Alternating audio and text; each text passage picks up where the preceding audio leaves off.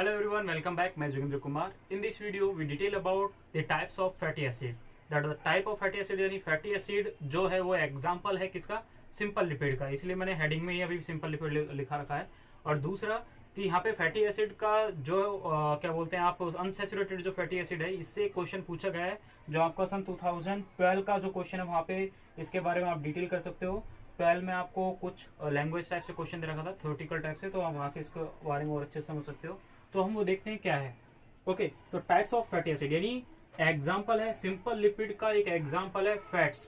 Fats भी दो type के होते हैं. एक होता है सैचुरेटेड, हम पहले की बात करते हैं सैचुरेटेड फैटी एसिड.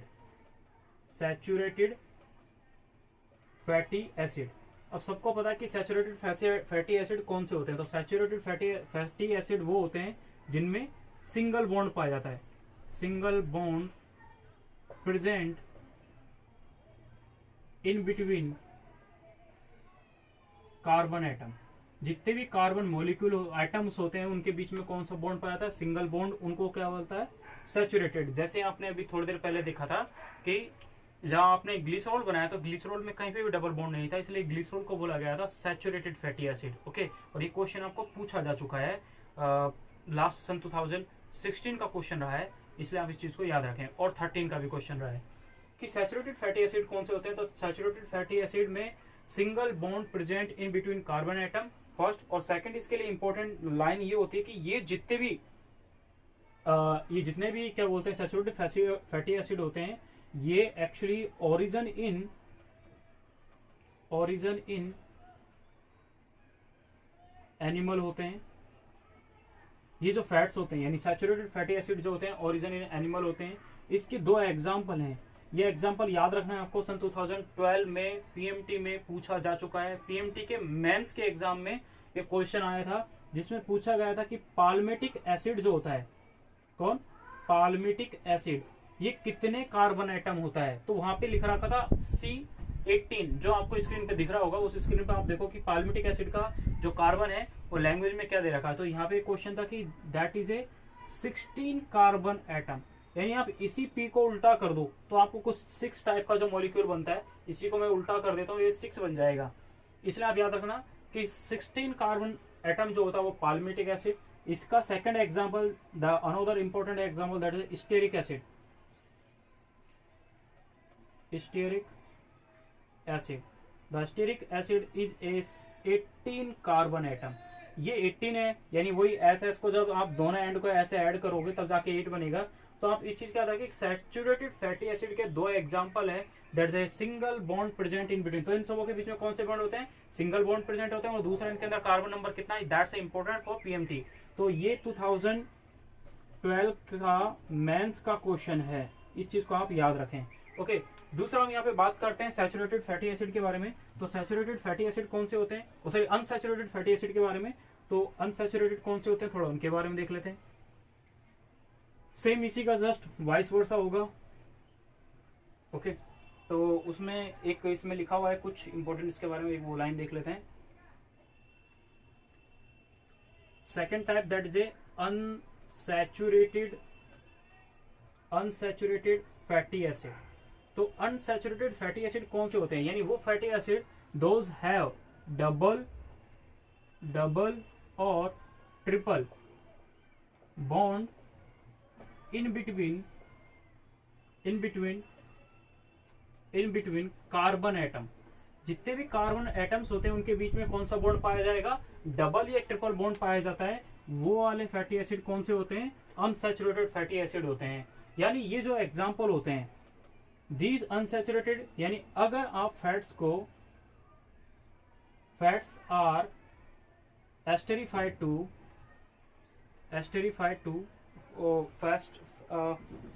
फैट्स की बात नहीं करेंगे, फैट्स को नहीं करते, ग्लिसरॉल की बात करते हैं.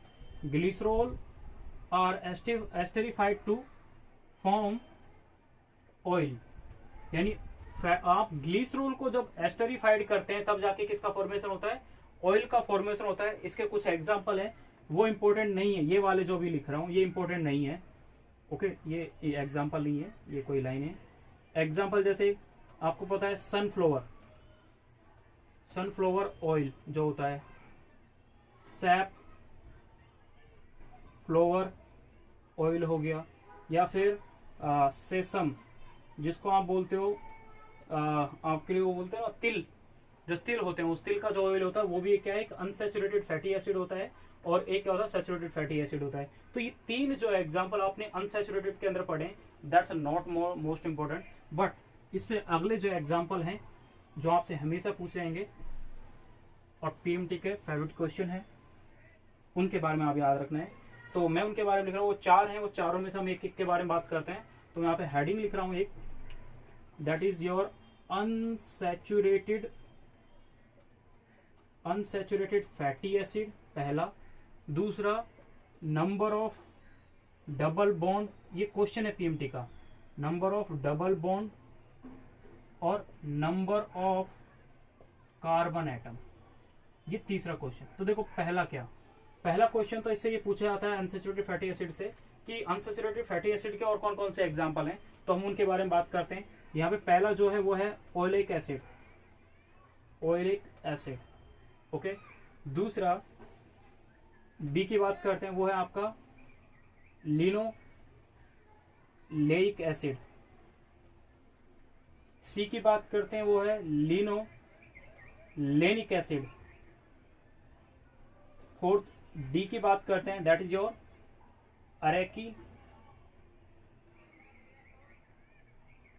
Arachidonic acid. ये आपके पास चार जो हैं ये बहुत इंपॉर्टेंट है अपने आप में, कहीं ना कहीं इनसे क्वेश्चन बनता है, अभी तक नहीं पूछा गया है, पहले पूछा जाता था सन 2012 से पहले का आप पेपर उठा के देखना, आपको इनसे रिलेटेड बहुत क्वेश्चन मिलेंगे। लेकिन ये क्वेश्चन पूछे जा सकते हैं क्योंकि इंपॉर्टेंट है अपने आप में, और इनमें से एक एक का इंपॉर्टेंट क्या है, आप इनको सीक्वेंसली याद रखें। ओल्ला है ना, ओ ले ला, बस इसमें ये लिनोलेइक है, ये लिनोलेनिक है, तो इस चीज का थोड़ा कंफ्यूजन हो जाता है आपको, बट आप इसको याद रखें, जो आपको लिख रखा है इसको ऐसे याद रखें। बाकी सीक्वेंसली ही याद रखने से इसके नंबर ऑफ बॉन्ड भी याद रहते हैं। जो पहले वाला है उसके अंदर नंबर ऑफ बॉन्ड कितने होंगे, एक होगा, डबल बॉन्ड एक होगा, इसके अंदर डबल बॉन्ड दो होते हैं, इसके अंदर डबल बॉन्ड तीन होते हैं, और इसके अंदर डबल बॉन्ड कितने होंगे, चार होंगे। अब नंबर ऑफ कार्बन एटम की बात करते हैं, नंबर ऑफ कार्बन एटम जो होता है वो इसके अंदर 18 होगा, इसके अंदर भी 18 होता है, इसके अंदर भी 18 होता है, और इसके अंदर कितना हो जाएगा 20। दैट्स मोस्ट इंपॉर्टेंट कि इसके अंदर 20 है, बाकी के अंदर 3 है। तो आप अनसैचुरेटेड का एग्जांपल याद रख सकते हो कि अनसैचुरेटेड के चार एग्जांपल आप यहाँ पे अर्धर से पढ़ रहे हो कि सेसम ऑयल पढ़ा आपने, सनफ्लावर ऑयल पढ़ा, सैफफ्लावर ऑयल पढ़ा, तो ये जितने भी एग्जांपल है उनके अलावा जो अदर एग्जांपल वो चार जो है वो इंपॉर्टेंट है ये वाले। तो ये कौन कौन से इनमें नंबर ऑफ, ये क्वेश्चन अपने आप में, ये क्वेश्चन अपने आप में कि नंबर ऑफ कार्बन एटम पूछ ले, नंबर ऑफ डबल बॉन्ड पूछ ले, क्योंकि ये टेस्टों में जो आप कोचिंग पढ़ते हो, कोचिंगों के टेस्टों में कोई टेस्ट सीरीज आपने ज्वाइन करा के तो उसमें क्वेश्चन पूछ जाते हैं। तो हम इन चीजों को थोड़ा याद रखें, और इनमें इंपॉर्टेंट क्या है एक चीज और क्या, मैं यहाँ पे एक लाइन लिख देता हूँ कि जो लिनोलेइक होता है ये मोस्ट इसेंशियल होता है, मोस्ट इसेंशियल होता है। अब देखो क्या, और ये जो होता है ये अपना नॉन इसेंशियल होता है। जैसे आप दो चीज के वो पढ़े, जब बायोमोलिक्यूल के बारे में मैंने आपको इसेंशियल और नॉन इसेंशियल के बारे में बताया होगा, तो वहां पे आपने इसके बारे में जाना होगा कि इसेंशियल कौन से कंपोनेंट है और नॉन इसेंशियल कौन से हैं। बट फर्स्ट मैं आपको एक बार यहाँ पे बताना चाहता हूँ कि इसेंशियल वो कंपोनेंट होते हैं जो कंपोनेंट हमारी बॉडी के अंदर सिंथेसाइज नहीं होते, हम एज ए डाइट उनको सप्लीमेंट की फॉर्म में बाहर से इंटेक करते हैं, यही होता है हमारे इसेंशियल फैटी, इसेंशियल हम अनसैचुरेटेड फैटी एसिड की बात कर रहे हैं। और जो नॉन इसेंशियल फैटी एसिड होते हैं, नॉन इसेंशियल फैटी एसिड वो होते हैं जो हमारी बॉडी के अंदर ही सिंथेसाइज होते हैं, हमें उनको बाहर से लेने की जरूरत नहीं पड़ती, as a food, as a supplement, as a diet हमें उनकी नीड नहीं होती। बट जो हमारे लिए इसेंशियल हैं वो उनको हमें एज ए फूड, यानी इस वाले कंपोनेंट को आपको फूड की फॉर्म में बाहर से इंटेक करना ही मस्ट होता है, बहुत इंपॉर्टेंट होता है। दूसरा, आप ये कह सकते हो कि ये जो तीनों के तीनों है ये हमारी बॉडी में सिंथेसाइज नहीं होते, बट ये जो है हमारी बॉडी में सिंथेसाइज होता है। तो मैं ये कह सकता हूँ except oleic acid, beside oleic acid, all these are essential fatty acid.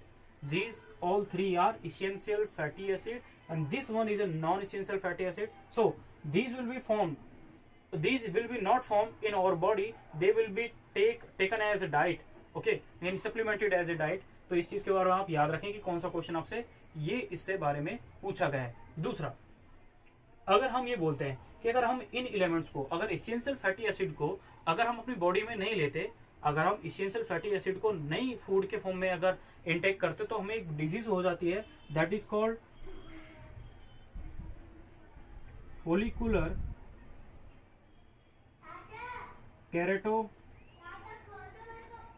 Keratosis.